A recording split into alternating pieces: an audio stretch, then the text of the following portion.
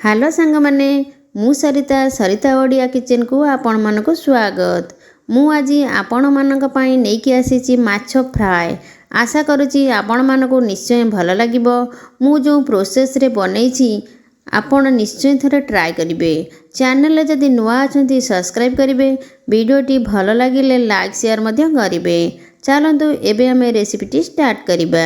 माछ फ्राए करिबा पई मु एठी नेइची 800 ग्राम रोही माछ।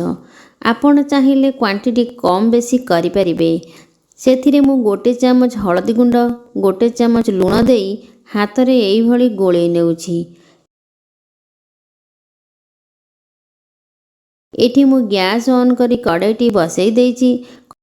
कड़ाई एबे गरम होई गेलानी। सेथिरे देउछि किछि सोरिष तेल। आपण चाहिए रिफाइन ऑयल यूज करि परिबे। तेल एबे गरम होई गेलानी। पूर्वरु हळदी लूण गोलाई रखिथिबा माछ गुडुकु एबे आमे भाजिबा पई देबा।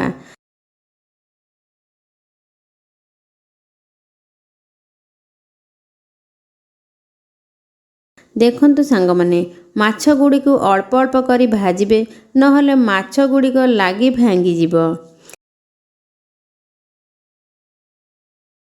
एबे हमर माछ गुडीक गोटे साइड भाजी होई गेलानी।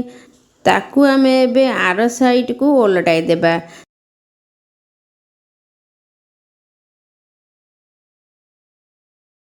देखंतु माछ गुडीक भल भाबरे भाजी होई जाईची। एबे आमे गोटे जागा को काढी नेबा। मु एठी आउ किछि माछ रखिथिली ताकू मद सेई भली प्रोसेस रे भाजी नेबा। देखंतु एई माछ गुडीक भी भाजी होई गलानी। ताकू मध्य काढी नेबा।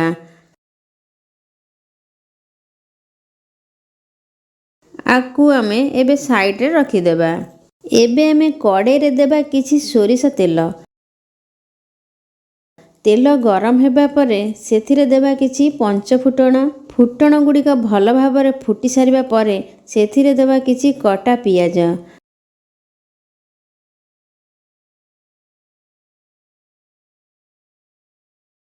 पियाज गुडी को भल भाबरे गोलाई ब्राउन कलर हेबा पर्यंत छाड़ी देबा। एबे हमर पियाजर कलर ब्राउन कलर होई गेलानी। सेथिरे आमे देबा किछि अदा रसुण पेस्ट। तापरे सेथिरे देबा गोटे चामच हळदी गुंड गोटे चामच लंका गुंड स्वाद अनुसार लूण ओ पूर्वरु काटी रखिथिबा किछि टमाटर।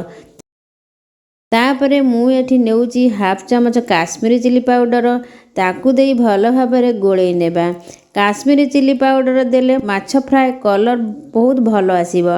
सेथिरे एबे आमे दबा अल्प पानी। पानी देई गैस रा फ्लेम को मीडियम रे रखी 4 रु 5 मिनिट पई घोड़ाई देबा। तो आमर एबे 5 मिनिट होई जाईची।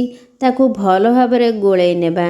गोळेई सारिबा परे सेथिरे मु देउची 2टी तेजपत्र गोटे चामच फिश मसला देई भल भाबरे गोळेई नेबा। देखंतु केउ भली मु गोळाउची। सेथिरे एबे उपरकू तेल बाहरी आसिलानी। एबे हमर मसलाटी माछ फ्राए पई रेडी होई जाईची। सेथिरे आमे दबा किछि पानी। पानी देई भल भाबरे गोळेई फुटिबा पई किछि समय छाडी देबा। एबे हमर मसला फुटिबा को लागिलानी। सेथिरे आमे पूर्वरु भाजी की रखितिबा माछ गुडी को पकाइबा। देखंतु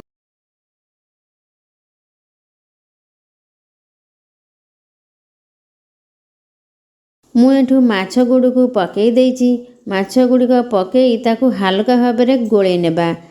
सेथिरे किछि गरम मसला पाउडर देई 2 मिनिट पई फुटिबा को छाडी देबा। एबे हमर माछ फ्राए रेडी होई जाईची। ताकू आमे गोटे प्लेट को काढी नबा। देखंतु एठी मोर माछ फ्राए किते सुंदर बनिची। आकु आपण माने अरुआ भात किंबा उषुना भात सहित खाई परिबे। आपण माने थरे बनै की खांतु बिल्कुल भोजी भली टेस्ट लागिबो। वीडियोटी भल लागिले कमेंट माध्यम रे जणाइबे। पुणी देखा हेबा गोटे नुआ वीडियो रे। रहुची जय माता रानी। बाय।